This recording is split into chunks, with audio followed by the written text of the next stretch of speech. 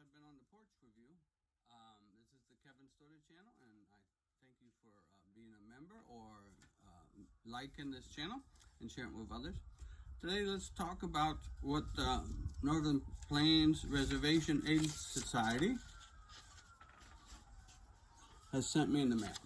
Okay, I'll talk about some other things people have sent me, and they're important for you for life into 2021 and the years ahead. COVID-19 on the reservations. COVID-19 on the reservations. Native Americans continue to face overwhelming challenges because of the ongoing coronavirus pandemic. Native Americans are dying at higher rates and being hospitalized at higher rates than other groups. Many communities are still in lockdown and need food and water. This is on top of the limited health care and food insecurity they face year-round. On some reservations, families have less than $9,000 or $12,000 a year. 1 in 4 Native families struggle to access enough food year-round, and COVID-19 makes access even harder. Children are learning by distance, and this increases the need for daily food in the home that they would normally get at school.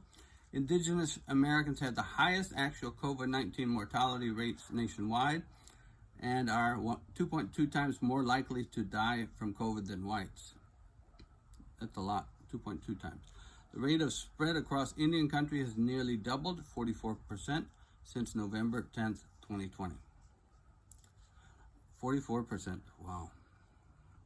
36% of the known Indian Health Service cases are in the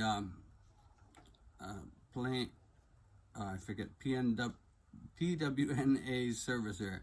We need your help, they say, more than ever during this crisis that affects us.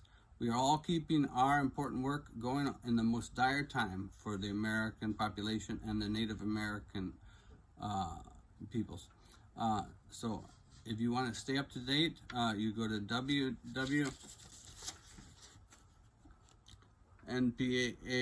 npraprogram.org and find out what's happening on the reservations.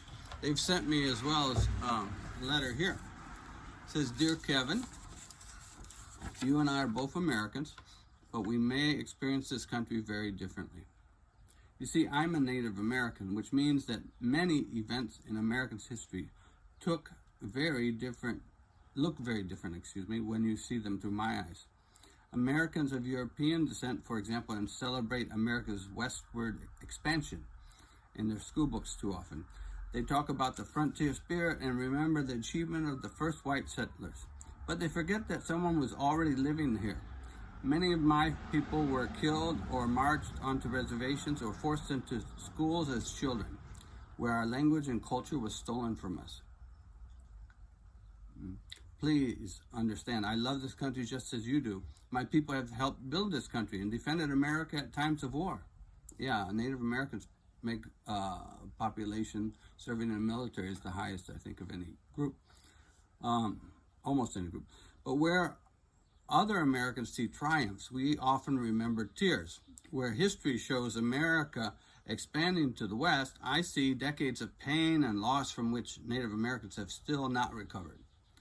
Kevin, today I invite you to get more informed on this and share with others about the situation.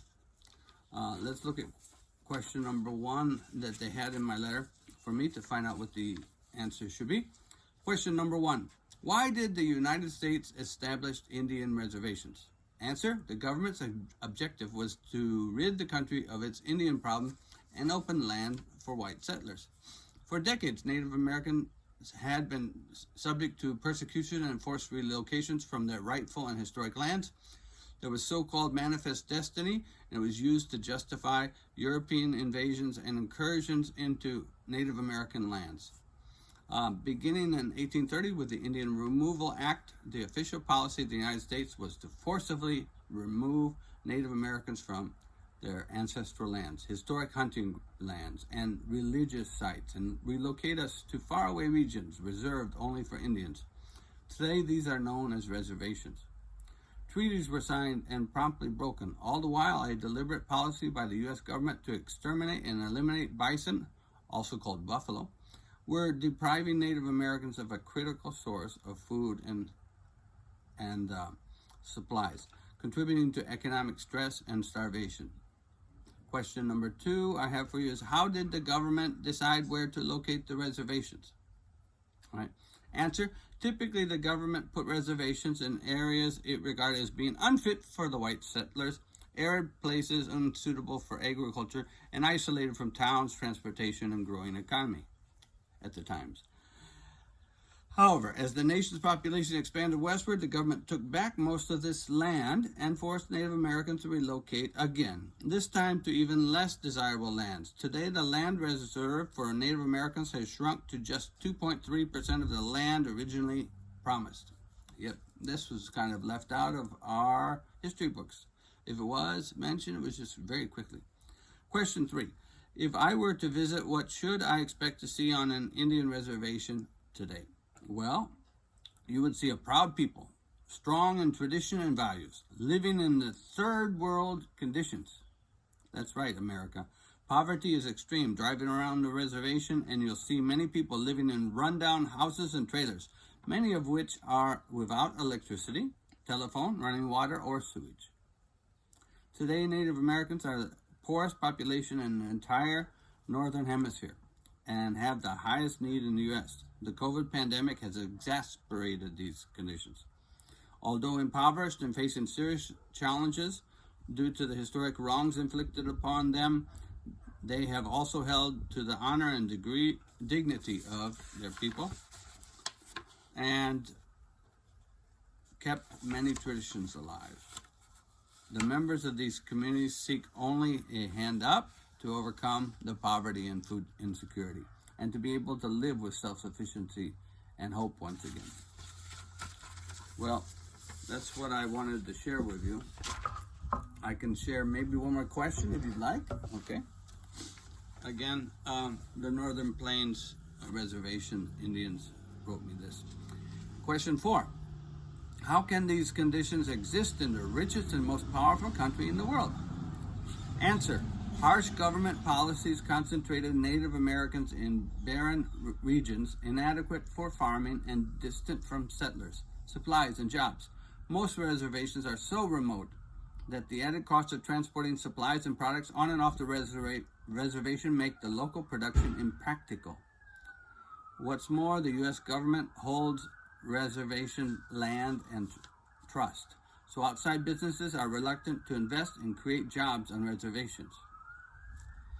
Sadly, today, between 35% and 85% of the Native Americans who live on reservations are unemployed. To find work, many must move away from the reservations and leave their families behind. That is why about half the Indian children living on reservations are being raised by their grandparents. Even the most basic services, healthcare, retail stores, pharmacies, and schools are often an hour or more away, and families are forced to choose between using what little money they have to buy, gasoline for the car, or food for the children. Number 5. Why didn't I know about this before? Answer. Many people don't, and you can help change that by sharing this quiz to raise awareness. Make sure your friends and family take the quiz and pass it on to as many people as they can. The more people who know, the more that will want to help.